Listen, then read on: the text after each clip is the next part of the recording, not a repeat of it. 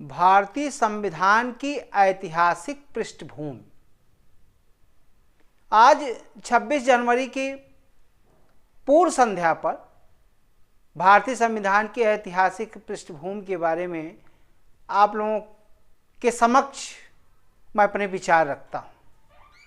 तो 1600 ईस्वी में British east India company Bharat में व्यापार करने के लिए आती है। महारानी एलिजाबेथ प्रथम के आदेशानुसार कंपनी 15 वर्ष के समय पर 15 वर्ष की अवधि के लिए वह एक अनुबंध के तहत भारत में व्यापार करने के लिए आती है और 1764 में बक्सर का युद्ध होता है और 1765 में इलाहाबाद की संधि होती है और उसी इलाहाबाद की संधि के अनुसार अंग्रेजों को बंगाल, बिहार और उड़ीसा की दीवानी एवं राजस्व संबंधी अधिकार प्राप्त हो जाते हैं और फिर वहाँ वो भारत में एक क्षेत्रीय शक्ति के रूप में उदय होते हैं और उसके बाद जो है उन्होंने भारत में अपना जो है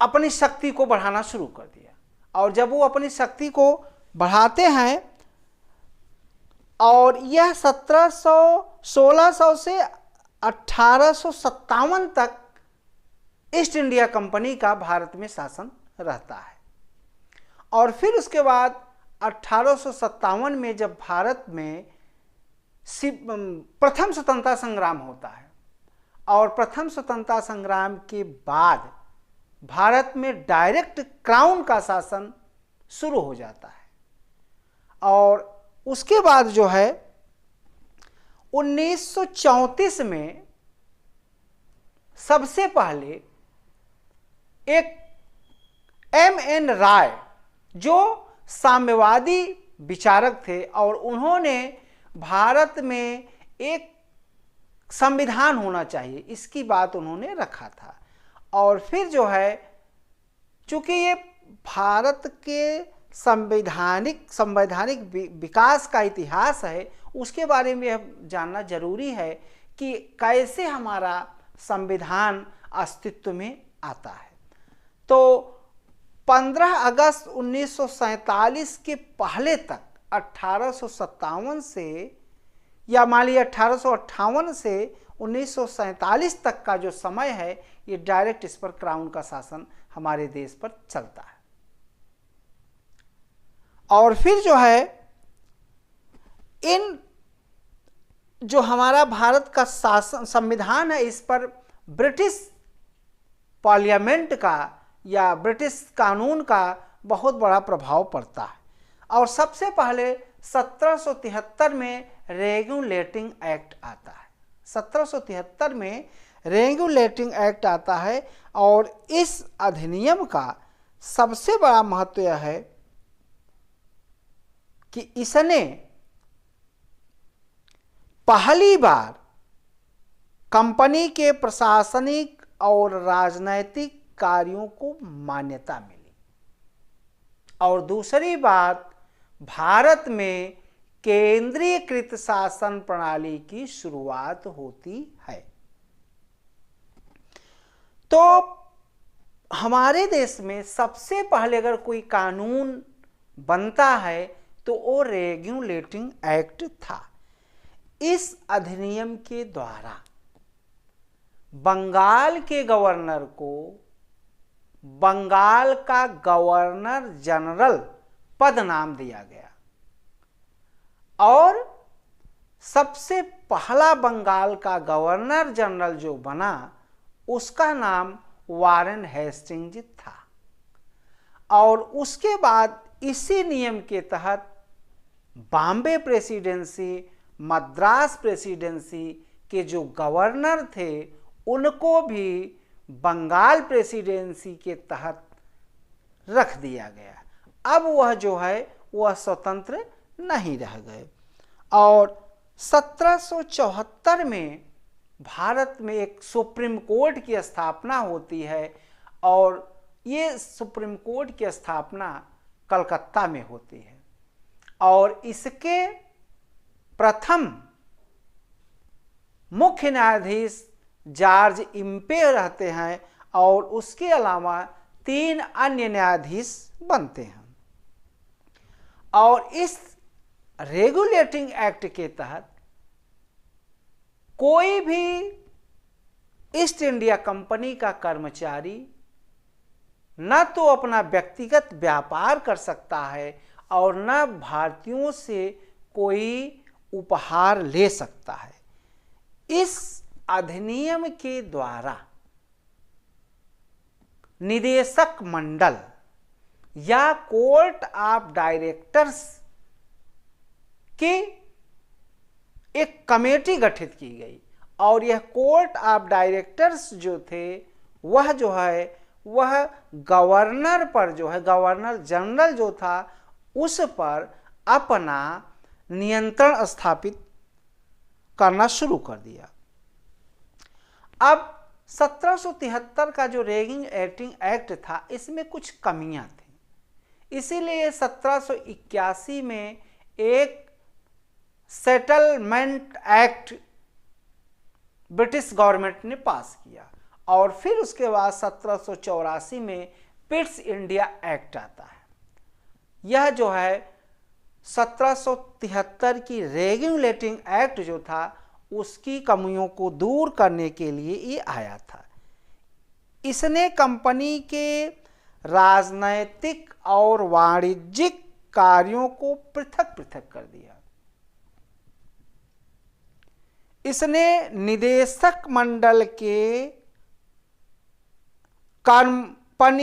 निदेशक मंडल को कंपनी के व्यापारिक मामलों के अधीक्षण की अनुमति तो दी, लेकिन राजनैतिक मामलों के प्रबंधन के लिए बोर्ड ऑफ कंट्रोल नामक एक नए निकाय का गठन कर दिया। इस प्रकार भारत में द्वैध शासन प्रणाली की शुरुआत होती है। नियंत्रण बोर्ड को यह शक्ति थी कि यह ब्रिटिश नियंत्रित भारत में सभी नागरिक, सैन्य सरकार व राजस्व गतिविधियों पर अपना नियंत्रण स्थापित करे। इस प्रकार यह अधिनियम 2 कारणों से महत्वपूर्ण था। पहला, भारत में कंपनी के अधीन क्षेत्र को पहली बार ब्रिटिश आधिपत्य का क्षेत्र कहा गया। दूसरा, ब्रिटिश सरकार को भारत में कंपनी के कार्यों और इसके प्रशासन पर पूर्ण नियंत्रण प्रदान किया गया। तो ये था पिट्स इंडिया एक्ट जो 1784 में आया था और फिर जो है एक महत्वपूर्ण अधिनियम आता है 1833 का अधिनियम। इसने बंगाल के गवर्नर जनरल को पूरे भारत का गवर्नर जनरल बना दिया, जिसमें सभी नागरिक और सैन्य शक्तियां निहित थी। इस प्रकार इस अधिनियम ने पहली बार एक ऐसी सरकार का निर्माण किया जिसका ब्रिटिश कब्जे वाले संपूर्ण भारतीय क्षेत्र पर पूर्ण नियंत्रण था। लॉर्ड विलियम बेंटिंग भारत का पहला गवर्नर जनरल था। इसने मद्रास और बंबई प्रेसिडेंसी के गवर्नरों को विधायिका संबंधी कानून बनाने पर रोक लगा दिया। भारत के गवर्नर जनरल को ब्रिटिश भारत में विधायिका के असीमित अधिकार प्रदान किए गए। अब देखिए, इसके अंतर्गत इसके पहले जो कानून बने उनको नियामक कानून कहा गया और जो बाद में कानून बनते हैं उनको अधिनियम कहा गया। ईस्ट इंडिया कंपनी की एक व्यापारिक निकाय के रूप में की जाने वाली गतिविधियां समाप्त कर दिया गया। अब यह विशुद्ध रूप से एक प्रशासनिक निकाय बन गया। इसके तहत कंपनी के अधिकार वाले क्षेत्र ब्रिटिश राजशाही और उसके उत्तराधिकारियों के विश्वास के तहत ही कब्जे में रह गया। और इसी अधिनियम के तहत 1833 में भारत में आईसीएस सिविल सेवकों के चयन के लिए एक खुली प्रतियोगिता का मार्ग प्रशस्त हुआ और इसमें यह कहा गया कि कंपनी में कार्य करने के लिए कोई भी भारतीय जा सकता है बशर्ते उसकी योग्यता होनी चाहिए। और इसी तरीके 1853 का भी एक अधिनियम आता है और इसने पहली बार गवर्नर जनरल की परिषद के विधायी एवं प्रशासनिक कार्यों को अलग कर दिया। इसके तहत परिषद में 6 नए पार्षद जोड़े गए। अब और इसी अधिनियम के तहत भारत में खुली प्रतियोगिता, सिविल सेवकों की खुली प्रतियोगिता शुरू हो जाती है और भारत में सबसे पहले आईसीएस, प्रथम आईसीएस भारतीय सत्येंद्रनाथ टैगोर बनते हैं और उसके बाद नेताजी सुभाष चंद्र बोस भी जो है वो आईसीएस की परीक्षा निकालते हैं और जानबूझ के वो घुड़सवारी में जो है अपने को छट जाते हैं।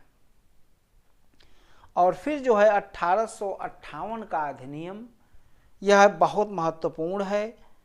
जब भारत में सिपाही विद्रोह होता है तो उसके बाद डायरेक्ट भारत प्रशासन जो है वह क्राउन का शुरू हो जाता है।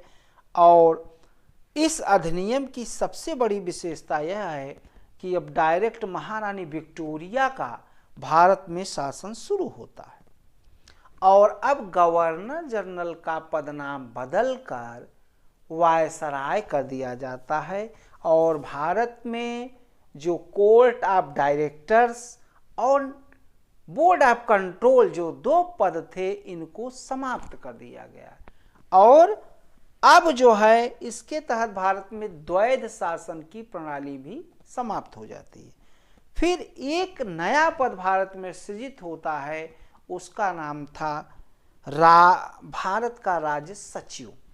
और यह भारत का राज्य सचिव जो था वह भारतीय प्रशासन पर अपना संपूर्ण नियंत्रण शक्ति स्थापित करता है और यह जो है वह कैबिनेट का एक सदस्य होता था और इसके लिए 15 सदस्यीय कमेटी थी और यह कमेटी जो है वह इसको सुझाव देती है। इस तरीके एक सलाहकार समिति थी। फिर एक महत्वपूर्ण अधिनियम आता है 1909 का अधिनियम और 1909 का अधिनियम जिसे मिंटो मार्ले सुधार के नाम से जाना जाता है। मिंटो भारत के राज्य सचिव थे और जो मार्ले थे वो भारत के वायसराय थे। इसने केंद्रीय और प्रांतीय विधान परिषदों के आकार में काफ़ी वृद्धि की और केंद्रीय परिषद में इसकी संख्या 16 से 60 कर दी गई। 16 से 60 कर दी गई। इस अधिनियम के अंतर्गत पहली बार किसी भारतीय की वायसराय और गवर्नर की कार्य परिषद के साथ एसोसिएशन बनाने का प्रावधान किया गया। सत्येंद्र प्रसाद सिन्हा वायसराय की कार्यकारी परिषद के प्रथम भारतीय सदस्य बने। और अब जो है हम आते हैं 1935 का अधिनियम। चूंकि 1935 का अधिनियम जो था वह लगभग 2/3 भाग इसका हमारे कॉन्स्टिट्यूशन में रखा गया है। तो इस अधिनियम की विशेषता यह थी कि इसने अखिल भारतीय संघ की स्थापना की, जिसमें राज्य और रियासतों को एक इकाई के तहत माना गया और इसमें 3 सब्जेक्ट थे: संघ सूची, राज्य सूची, समवर्ती सूची। संघ सूची में 59 विषय, राज्य सूची में 54 विषय और समवर्ती सूची में 36 विषय थे। अवशिष्ट शक्तियों को वायसराय को सौंप दिया गया। हालांकि यह संघीय व्यवस्था कभी भी अस्तित्व में नहीं आई थी और इसने केंद्र में द्वैध शासन प्रणाली की शुभारंभ किया था।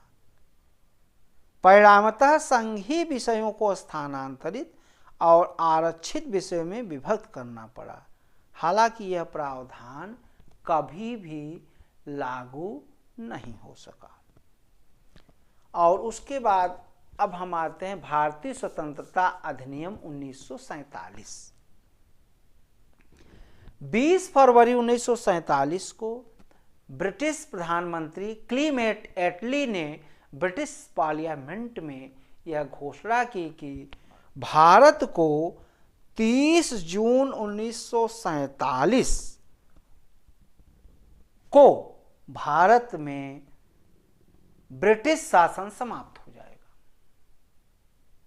भारत में ब्रिटिश शासन समाप्त हो जाएगा और भारत में एक उत्तरदायी सरकार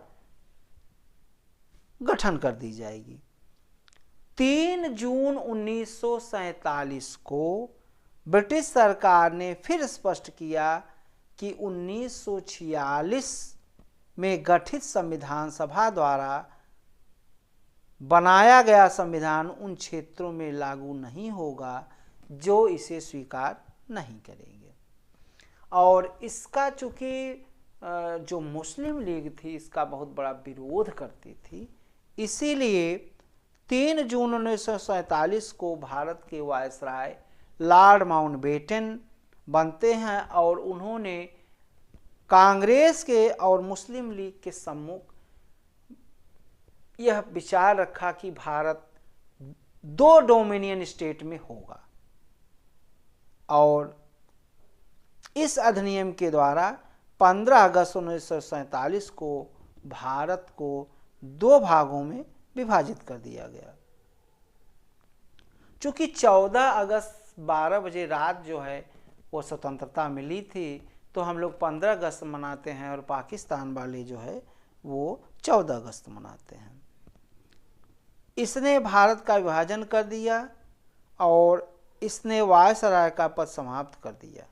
तो यहाँ पर ये हम लोग, और सबसे पहले हमने बताया था कि भारत में जो संविधान सभा की बात एम.एन. राय ने किया था, 1935 में भारतीय राष्ट्रीय कांग्रेस ने पहली बार भारत के संविधान के निर्माण के लिए आधिकारिक रूप से संविधान सभा के गठन की मांग की थी और 1938 में भारतीय राष्ट्रीय कांग्रेस की ओर से पंडित नेहरू ने घोषणा की कि स्वतंत्र भारत के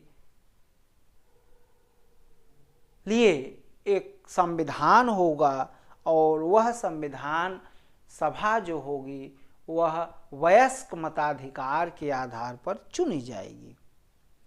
और इस प्रस्ताव को ब्रिटिश सरकार ने ब्रिटिश सरकार ने इसको स्वीकार कर लिया और 1940 में इसको अगस्त प्रस्ताव के नाम से जाना जाता है। 1942 में ब्रिटिश सरकार के कैबिनेट मंत्री सर स्टैफोर्ड क्रिप्स, वो जो है मंत्रिमंडल के एक सदस्य थे और उन्होंने स्वतंत्र संविधान के निर्माण के लिए ब्रिटिश सरकार के प्रारूप प्रस्ताव के साथ भारत आए थे। हालांकि द्वितीय विश्व युद्ध उस समय चल रहा था और ये काम रुक गया और मुस्लिम लीग ने इसको नहीं माना। फिर जो है 1946 में जो है वो कैबिनेट मिशन आता है और कैबिनेट मिशन की निम्न विशेषताएं थी। संविधान सभा की कुल सदस्य संख्या 389 होनी थी, जिसमें से 296 सीटें ब्रिटिश भारत और 93 देसी रियासतें को आवंटित की जानी थी। ब्रिटिश भारत को आवंटित की गई 296 में से 292 सीटों का चयन 11 गवर्नरों के प्रांतों और 4 का चयन मुख्य आयुक्तों के प्रांतों में से किया जाना था। इस तरीके हमारे देश का संविधान 60 देशों के संविधानों को अवलोकन करके तब बनाया गया था और इसके प्रारूप पर 114 दिनों तक विचार हुआ था। हमारे देश के संविधान में 63,97,729 रुपये लगे थे और 24 जनवरी 1950 को जो है वो संविधान सभा की अंतिम बैठक हुई थी। इसके बाद सभा ने 26 जनवरी 1950 को भारत में संविधान लागू कर दिया और 15 अगस्त 1947 और 26 जनवरी 1950 या ये मान लीजिए जब तक भारत में चुनाव नहीं होता तब तक भारत में जो शासन का काम देख रही थी वह संविधान सभा देख रही थी। तो 1949 में भारत को राष्ट्रमंडल का सदस्य बनाया जाता है। 22 जुलाई 1947 को राष्ट्रध्वज अपनाया जाता है और 24 जनवरी 1950 को राष्ट्रगान और उसी दिन जो है राष्ट्रगीत को भी अपनाया जाता है। और भारत के पहले राष्ट्रपति डॉक्टर राजेंद्र प्रसाद बनते हैं और संविधान सभा की जो अस्थायी अध्यक्ष बने थे वो सत्येंद्र प्रसाद सिन्हा बने थे। 9 दिसंबर 1946 को 11 दिसंबर 1946 को संविधान सभा के अध्यक्ष बने थे डॉक्टर राजेंद्र प्रसाद। और संविधान का उद्देश्य प्रस्ताव जवाहरलाल नेहरू ने पेश किया था, पंडित नेहरू ने, और संघ समिति के अध्यक्ष पंडित नेहरू थे, संघीय संविधान समिति के अध्यक्ष पंडित नेहरू थे। इस तरीके यह संविधान जो है वो बनता है। तो डॉक्टर बी.आर. अम्बेडकर ने सभा में 4 नवंबर 1948 को संविधान का अंतिम प्रारूप पेश किया था। इस बार संविधान पहली बार पढ़ा गया और सभा में इस पर 5 दिन तक चर्चा हुई थी। तो आज यहीं पर वीडियो को समाप्त करता हूँ। जय हिंद, जय भारत।